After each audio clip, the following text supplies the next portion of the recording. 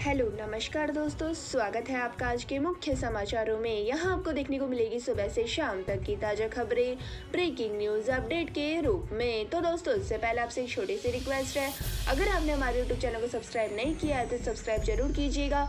तो चलो दोस्तों, शुरू करते हैं आज के पहले मुख्य समाचार। राहुल बोले, हम नरेंद्र मोदी से नहीं डरते। नेशनल हेराल्ड केस पर कहा, कर ले जो करना है, पात्रा का जवाब भागने नहीं देंगे। तो दोस्तों, नेशनल हेराल्ड केस में जारी ईडी की जांच के दौरान यंग इंडिया के दफ्तर को सील किए जाने के बाद कांग्रेस नेता राहुल गांधी ने अपनी कड़ी प्रतिक्रिया दी है। तो दोस्तों, राहुल ने कहा है कि हम प्रधानमंत्री नरेंद्र मोदी से नहीं डरते हैं, उन्हें जो करना है कर ले। हमारा काम संविधान की रक्षा के लिए लड़ना है, देश के सम्मान के लिए लड़ना है, यह जंग जारी रहेगी। इसी के साथ दोस्तों, राहुल ने कहा, अब सत्याग्रह नहीं अब रण होगा। तो दोस्तों, आपको बता दें कि राहुल के बयान पर भाजपा प्रवक्ता संबित पात्रा ने कहा कि देश का कानून सबके लिए एक है, वह ना कांग्रेस अध्यक्ष के लिए बदल सकता है और ना ही कांग्रेस के पूर्व अध्यक्ष के लिए।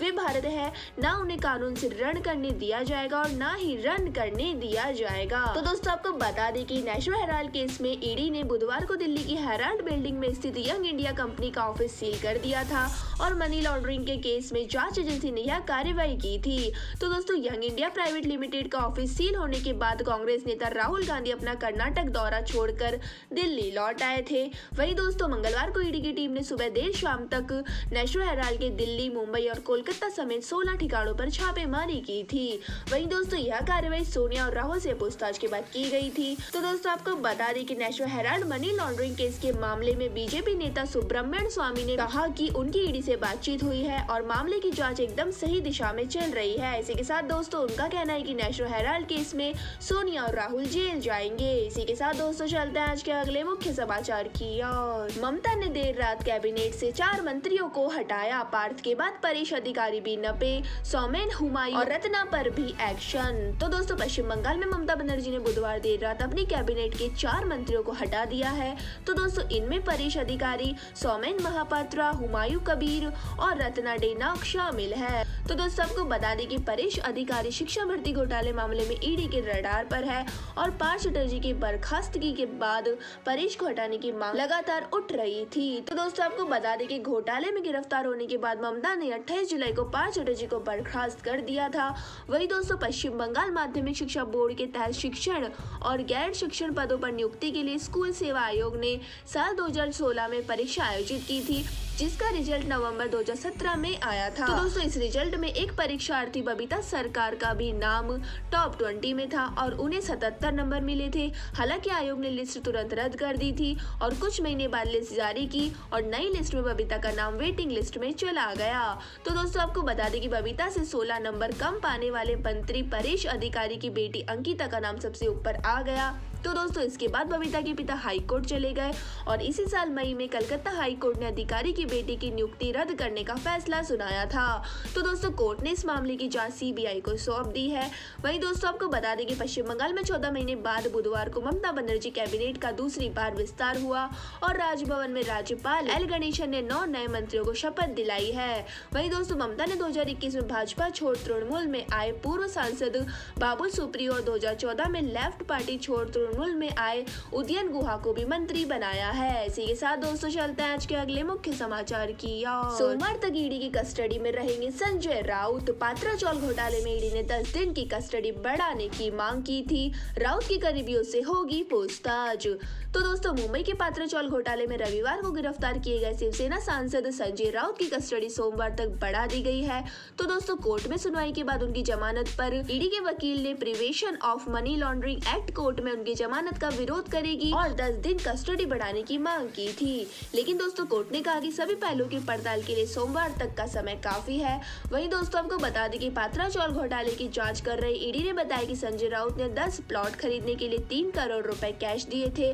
तो दोस्तों, संजय राउत को यह कैश प्रवीण राउत की ओर से मिला था। वहीं दोस्तों, ईडी के मुताबिक संजय राउत के लिए प्रवीण फ्रंटमैन की तरह थे। तो दोस्तों, वो संजय राउत को हर महीने लाखों रुपया कैश भी भेजते थे। इसी 3 करोड़ के नए नए खुलासों को आधार मानते हुए ईडी जमानत का विरोध और कस्टडी बढ़ाने की मांग कर रही है। तो दोस्तों आपको बता दें कि ईडी की ओर से दावा किया गया है कि प्रवीण राउत की ओर से संजय राउत को हर महीने 2 लाख रुपए नकद मिले और संजय राउत ने विक्रेताओं को अलीबाग के किहिम बीच स्थित अपनी जमीन बेचने की धमकी दी थी और इसके अलावा उन्होंने ईडी के सामने गवाही देने वालों को भी धमकी दी है।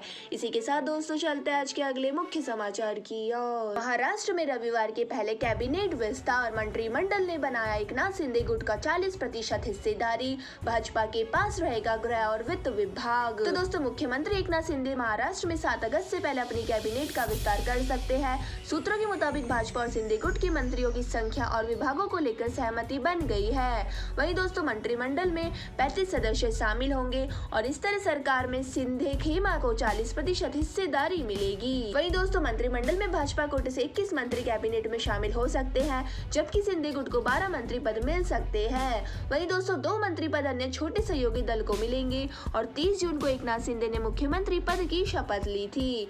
तो दोस्तों सूत्रों की माने तो कैबिनेट के साथ साथ विभागों के बंटवारे पर भी बात बन गई है। भाजपा गृह, वित्त और राजस्व जैसे बड़े विभाग अपने पास रख सकती है, जबकि शहरी विकास और पथ निर्माण विभाग शिवसेना के शिंदे गुट को दिए जा सकते हैं।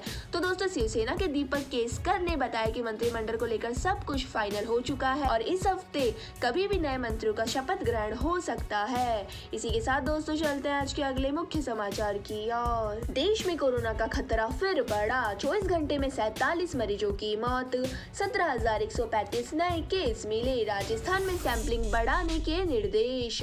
तो दोस्तों देश में पिछले 24 घंटे में 17,135 मरीजों में कोरोना का लक्षण मिला है, वहीं 47 मरीजों की मौत हो गई है। तो दोस्तों महाराष्ट्र में कोरोना के सबसे ज्यादा 7 मरीजों की मौत हो गई है और राज्य में 1932 नए केस भी मिले हैं।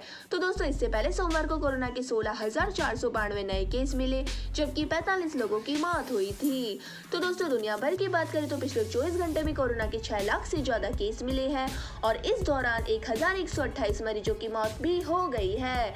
वहीं दोस्तों सबसे ज्यादा जापान में 1,95,000 केस मिल चुके हैं। तो दोस्तों आपको बता दें कि राजस्थान में पिछले 24 घंटे में कोरोना के 343 केस आए हैं, हालांकि किसी भी मरीज की मौत नहीं हुई है और जयपुर में सबसे ज्यादा 109 केस मिले हैं। तो दोस्तों राज्य में अब एक्टिव मरीजों की संख्या बढ़कर 2209 हो गई है और कोरोना के नए मरीजों की संख्या को देखते हुए हेल्थ मिनिस्ट्री परसादी लाल मीणा ने राज्य में सैंपलिंग बढ़ाने के निर्देश दिए हैं। वहीं दोस्तों आपको बता दें कि महाराष्ट्र में कोरोना वायरस से 1932 नए मामले सामने आए हैं, जबकि राज्य में संक्रमण से 7 लोगों की मौत हो चुकी है। तो दोस्तों आपको बता दें कि स्वास्थ्य विभाग की ओर से जारी बुलेटिन के अनुसार राज्यों में कोरोना के नए मामले सामने आने के बाद संक्रमितों की संख्या बढ़कर 80,52,103 हो गई है, जबकि 7 लोगों की मौत के बाद संक्रमण से मरने वालों की संख्या बढ़कर 1,48,117 पर पहुंच गई है।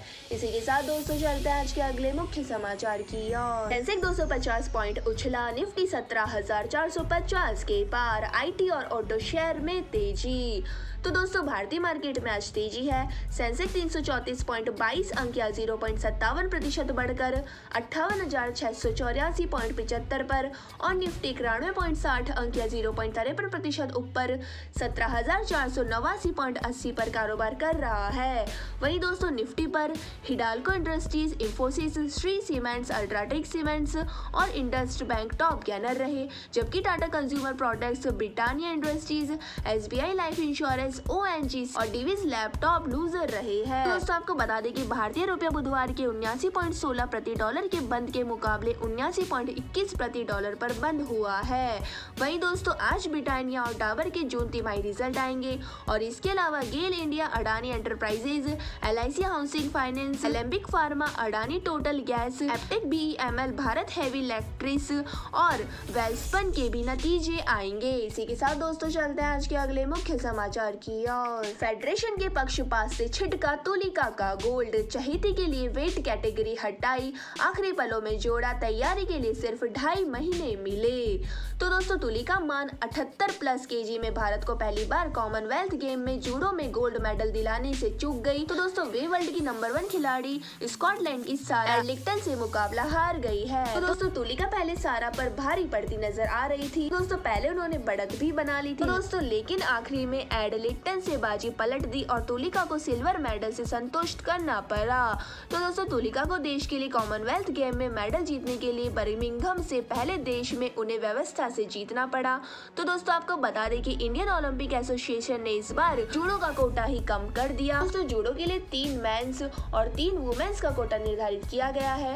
वहीं दोस्तों आपको बता दें कि जूडो फेडरेशन ऑफ इंडिया की टेक्निकल कमेटी ने वुमेन्स में 48, 57 और 63 केजी वेट कैटेगरी और मेंस में 60, 66 और 100 केजी वेट कैटेगरी को निर्धारित किया है। दोस्तों इसमें आपको बता दें कि तुलिका मान को 78 प्लस केजी को जगह नहीं दी गई है और उनकी वेट कैटेगरी की जगह 63 किलो वेट को तवज्जो दी गई है। इसी के साथ दोस्तों चलते हैं आज के अगले मुख्य समाचार की ओर। अटल पेंशन योजना आपके बुढ़ापे को देगी आर्थिक सुरक्षा। 210 रुपए में मिलेगी 5000 रुपए पेंशन।